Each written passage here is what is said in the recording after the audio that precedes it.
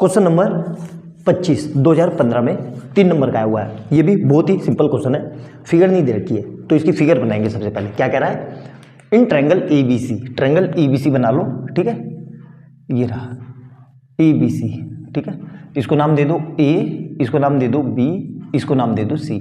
मैंने यहीं पे ए क्यों नाम दिया, देखो ए इसलिए मैंने यहाँ पे दिया क्योंकि यहाँ से परपेंडिकुलर किस पे है, बीसी पे, तो ये बीसी होना चाहिए तभी तो परपेंडिकुलर होगा, तो ये हो गया मेरा ये परपेंडिकुलर पी, ठीक है। अब ये क्या कह रहा है, ध्यान से देखो, परपेंडिकुलर है तो सीधी सी बात है भाई, ये एंगल भी 90 होगा और ये एंगल भी 90 होगा, ठीक है, दोनों 90 होंगे क्योंकि परपेंडिकुलर है। अब हमें एक कंडीशन दी हुई है, क्या कंडीशन दी हुई है, सबसे पहले वो कंडीशन लिख लेते हैं। तो क्या दिया हुआ है, गिवन, तो गिवन क्या है मेरे पास, A C square equal to B C square plus O minus A B square, ठीक है। अब इस ए बी को मैं यहां ले आया तो मैं ये लिख सकता हूं A C square plus A B square equal to B C square. अब ध्यान से देखो, इसको रीअरेंज कर दिया तो मैं ये लिख सकता हूं B C square equal to A B square plus A C square. Clear है। अब इसको देख के आपको कुछ आइडिया लग गया होगा, क्या आइडिया लग गया होगा, देखो ए के सामने बी सी और ये ए बी और ये ए सी, मतलब ये पाइथागोरस हो गई, कन्वर्स ऑफ पाइथागोरस, पाइथागोरस की जगह मतलब converse of Pythagoras, converse of Pythagoras, याद होगा आपको, थ्योरम थी अपनी 6.2 कन्वर्स ऑफ पाइथागोरस। तो इससे मैं क्या बोल सकता हूं कि एंगल ए जो है मेरा वो कितना है, एंगल ए ना लिख के आप लिख लो angle C A B, angle C A B equal to 90 degree, ये हो गया।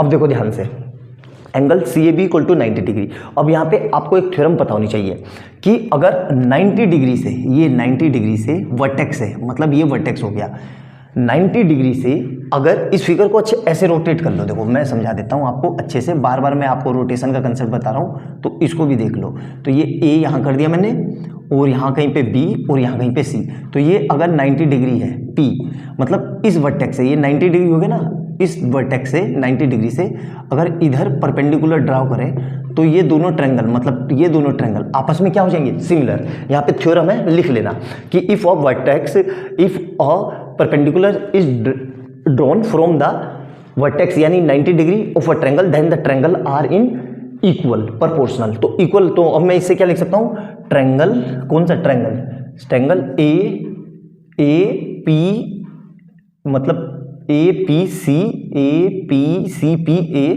एंड ट्रायंगल, कौन सा triangle, A B B are similar, ठीक है, आर सिमिलर, ठीक है, ये सिमिलर है। अब सिमिलर है ट्रायंगल तो सीधी सी बात है भाई, उनके साइड प्रोपोर्शनल में होंगे। तो देखो ध्यान से, हमें क्या प्रूफ करना है, पी ए। तो देखो 90 के सामने क्या है, ए बी, तो 90 के सामने क्या है, ए बी, ठीक है, अपॉन, अब देखो ध्यान से, 90 के सामने क्या है, ए पी चाहिए हमें, इसमें 90 के सामने क्या है, ए सी, तो 90 के सामने क्या है, ए सी, लेकिन ए सी हमें चाहिए नहीं, हमें ट्रायंगल चाहिए कौन सा, पी ए और पी बी। तो एक ये ट्रायंगल सिमिलर हो गए और ए पी बी ले लिया ना, ए पी बी ले लिया और सी पी ए ले लिया, तो सी पी ए, तो 90 के सामने क्या होगा, सी पी ए में 90 के सामने ए सी होगा, ए सी, लेकिन ए सी तो हमें चाहिए ही नहीं, हमें तो पूरा ट्रायंगल चाहिए, बी पी ए मतलब ए बी पी, पूरा ट्रायंगल चाहिए। तो एक काम करते हैं, इसको इरेज कर देते हैं, तो ये यहाँ पे ये लिख लेते हैं, देखो ध्यान से,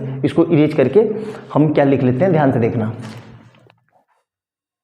देखो ध्यान से, ट्रायंगल, ये दोनों ट्रायंगल, मतलब हमने ट्रायंगल ये ले लिया, कौन सा, ए बी पी, क्योंकि हमें क्या चाहिए, पी बी और ए चाहिए, तो ए बी पी लेना होगा, और दूसरे में क्या चाहिए, सी पी और क्या चाहिए, ए, तो सी पी ए, तो सी पी ए चाहिए ना, और पी बी ए चाहिए, ठीक है। तो ये लिख तो दिया मैंने, सही तो लिखा है। अब क्या करेंगे, देखो ध्यान से, अब मैं क्या लिख सकता हूँ, ध्यान से देखो, ये ट्रायंगल जब सिमिलर हो गए तो हमारे साइड क्या हो जाएंगे, प्रोपोर्शनल में हो जाएंगे, मतलब क्या हो जाएगा, ये दोनों आपस में सिमिलर है, तो मतलब ये पूरे किसके सिमिलर होंगे, बड़े वाले के। तो इससे मैं ये लिख सकता हूँ, देखो ध्यान से, तो पी ए इस ट्रायंगल के सामने परपेंडिकुलर हो गया ना ये, तो और परपेंडिकुलर के सामने क्या होगा, हाइपोटेनियस, मतलब ए बी, मतलब पी ए और उससे लगता हुआ बेस क्या है, बी पी, उससे लगता हुआ क्या है, base B P, is equal to, इस ट्रायंगल में देखो बड़े वाले में, तो उसके सामने क्या है, मुझे देखो उसके सामने है परपेंडिकुलर कितना है, सी पी, परपेंडिकुलर है सी पी, और